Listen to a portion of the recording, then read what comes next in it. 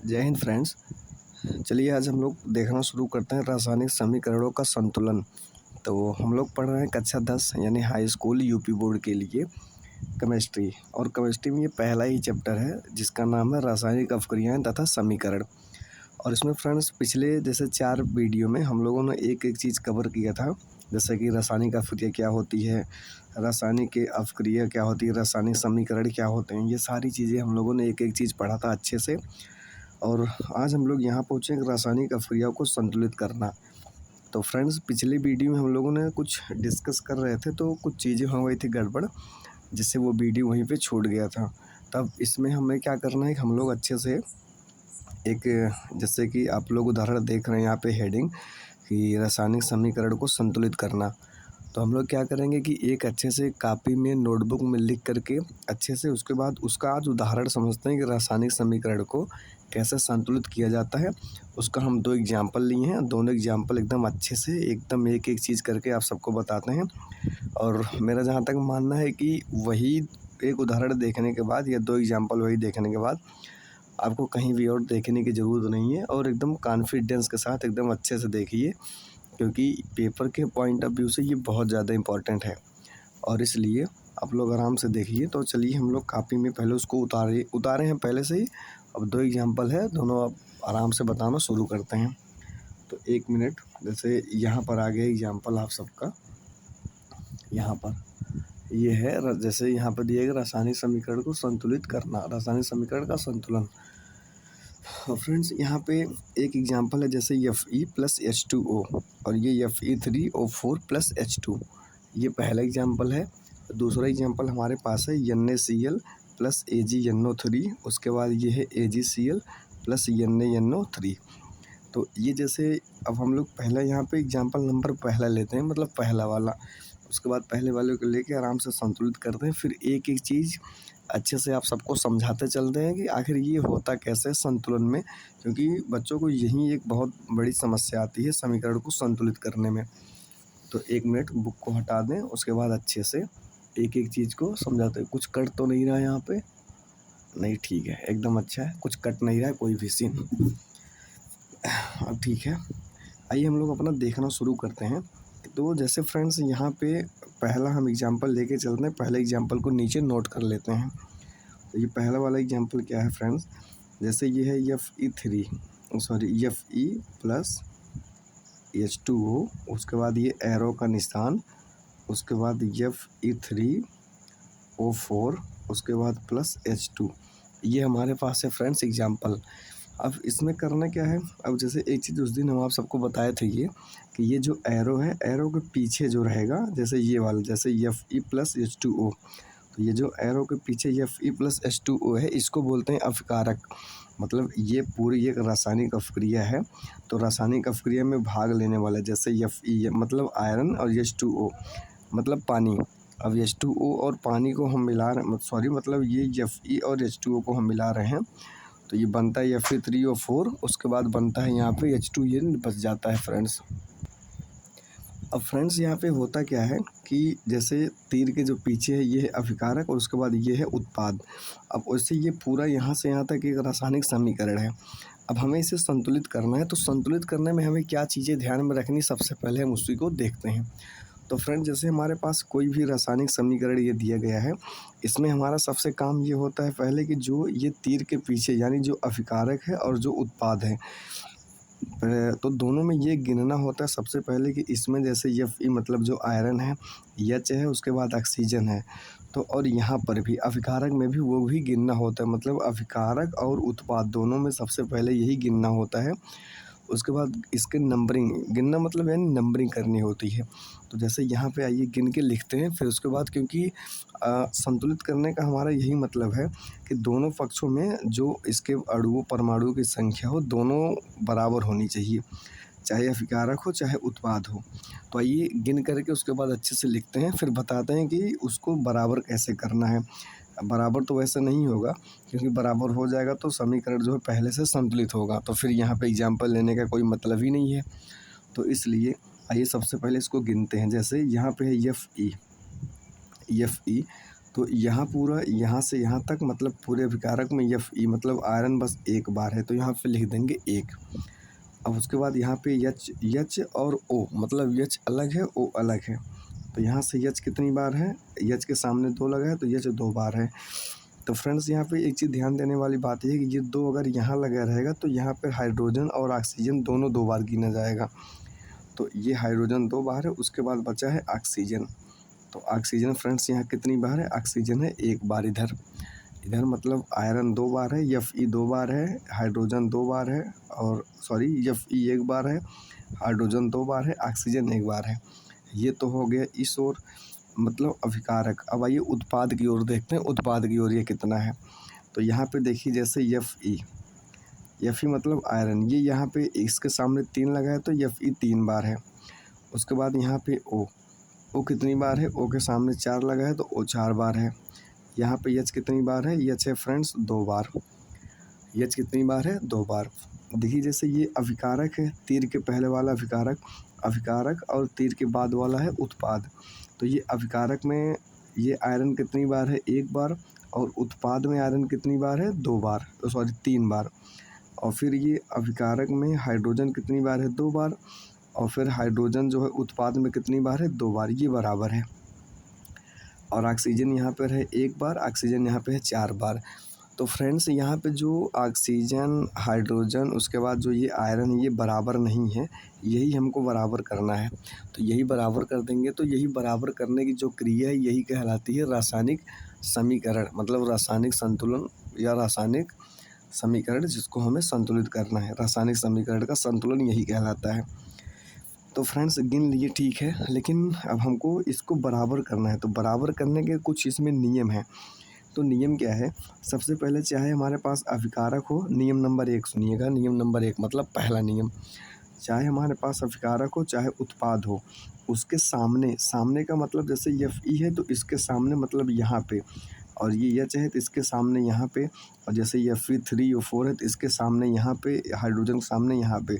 तो जो भी हमारे पास यहाँ पर परमाणु है, परमाणुओं के सामने कुछ भी नहीं लिखना है, मतलब सामने से कोई छेड़छाड़ इसको नहीं करना है। तो मतलब कोई भी नंबर, जैसे यहाँ पे अगर हमारे पास ऑक्सीजन चार बार है, यहाँ पे हमारे पास एक ही बार है, ऐसा नहीं है कि यहाँ पे हम चार लगाते तो चार बार, ऐसी कोई बात नहीं है। हमें करना क्या है कि जो भी नंबरिंग करेंगे हम इसके पीछे से करेंगे, सॉरी मतलब इसके पीछे से कुछ नहीं करना है, उसके बाद इसके आगे से सब कुछ करना है, मतलब यहाँ से छेड़छाड़ हमें करना है। मतलब फ्रेंड जैसे यहाँ पे एक एग्जांपल लेके आप सबको समझाते हैं।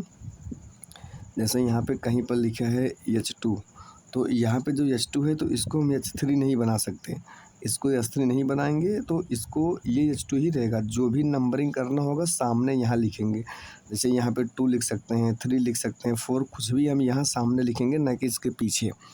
ये एक मतलब पहला नियम है। तो वही नियम यहाँ पे लगेगा कि इसके जो भी लिखेंगे हम लोग इसके सामने लिखेंगे यहाँ पे, ना कि इसके पीछे। तो अब आइए यहाँ पे लिखना शुरू करते हैं फ्रेंड्स। जैसे हमारे पास यहाँ पे है एफ ई एक बार है, यहाँ पे एफ ई तीन बार है, एफ ई तीन बार। तो सबसे पहले एफ ई के सामने यहाँ तीन लगा देते हैं तो नंबरिंग कुछ बराबर हो जाएगी।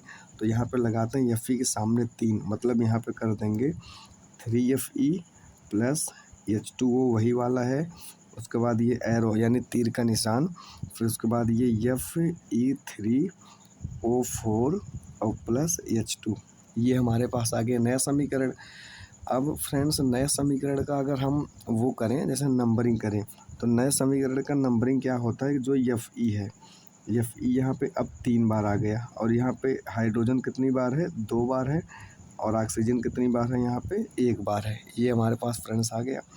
और यहाँ पर अब चेक करेंगे कि एफ ई कितनी बार है, एफ ई है तीन बार, और यहाँ पे उसके बाद हाइड्रोजन कितनी बार है, हाइड्रोजन है दो बार, और यहाँ पे ऑक्सीजन कितनी बार है, ऑक्सीजन है चार बार। कहने का मतलब यह है कि यहाँ पे एफ ई बराबर हो गया, हाइड्रोजन बराबर हो गया, ऑक्सीजन एक है, ऑक्सीजन चार है। यही ऑक्सीजन अभी यहाँ पे हमारे पास घट बढ़ है, तो हमें ऑक्सीजन को भी बराबर करना होगा। तो फ्रेंड्स ऑक्सीजन को बराबर करने के लिए क्या करेंगे कि कि जैसे एक चीज़ हम लोग अच्छे से जानते हैं कि अब जैसे ऑक्सीजन यहाँ पर है और यहाँ पर तो ज़्यादा है ही, अब ऑक्सीजन हमें इसमें बढ़ाना होगा। ये ऑक्सीजन एक बार है तो 4 बार बढ़ाना होगा, और 4 बार बढ़ाने के लिए हम लोग 4 से गुणा करेंगे तभी 4 होगा। तो हमें कोई संख्या लिखनी होगी 4। 4 हम लोग यहाँ लिख सकते हैं, यहाँ इसके पीछे 4 कभी नहीं लगा सकते, ये गलत हो जाएगा। तो हम लोग क्या करेंगे, इसके सामने यहाँ पे लिखेंगे 4, तब कहीं से जाके यहाँ पे ऑक्सीजन 4 हो जाएगा। उसके बाद आइए देखते हैं फिर क्या होता है। तो यहाँ पे पहले 4 लिख लेते हैं इसके सामने यहाँ पे, उसके बाद दूसरा समीकरण लिखते हैं। जैसे ये समीकरण लिखते हैं नीचे, उसके बाद उसमें 4 बढ़ा लेंगे। तो ये जैसे आगे हमारे पास 3Fe प्लस ये 4H2O, उसके बाद ये एरो यानी तीर का निशान, और ये Fe3O4 आ गया, उसके बाद प्लस H2। फ्रेंड्स हमारे पास ये आ चुका है। अब आइए हम लोग फिर से इसकी नंबरिंग करते हैं, गिनते हैं कि कितना बचा हुआ है। तो जैसे यहाँ पे अगर Fe की बात की जाए फ्रेंड्स, तो यहाँ पे Fe जो है, Fe के सामने 3 लगा है तो Fe 3 बार है यहाँ पे। उसके बाद यहाँ पे H कितनी बार है, H देखिए फ्रेंड्स, H यहाँ पे 2 बार पहले था, अब ये 4 यहाँ लग गया तो 4 दूनी 4 का 2 में गुणा होगा, 4 दूनी 8, H हो गया 8 बार।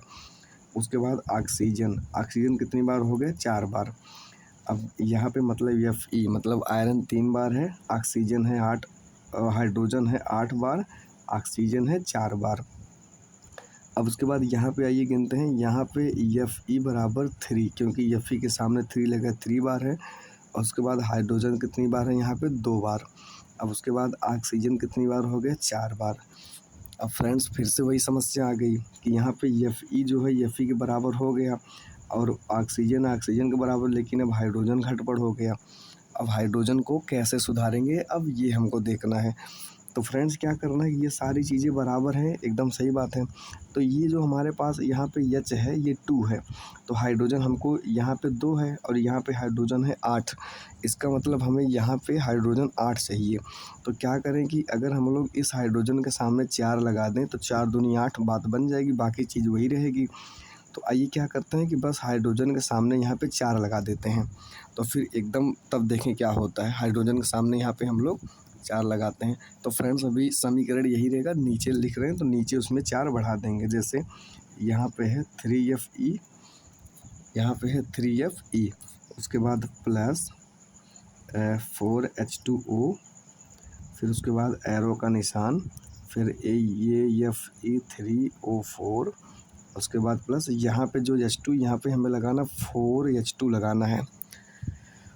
तो फ्रेंड्स ये हो गया। अब आइए फिर से इसकी गिनती करते हैं और देखते हैं कि क्या होता है, समीकरण संतुलन हुआ कि नहीं हुआ। तो यहाँ पे Fe कितनी बार है, Fe है यहाँ पे 3 बार।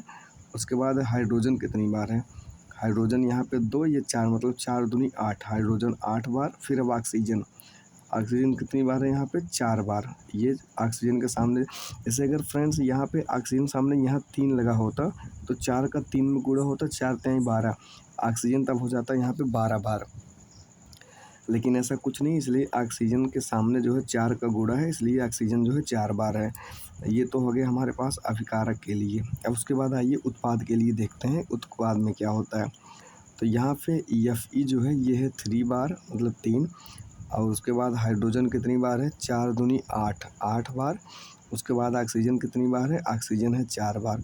अब फ्रेंड्स यहाँ पे देखना कि हमारे पास Fe यहाँ 3 बार बराबर हो चुका है, और हाइड्रोजन 8 बार बराबर हो चुका है, और ये ऑक्सीजन 4 बार बराबर हो चुका है।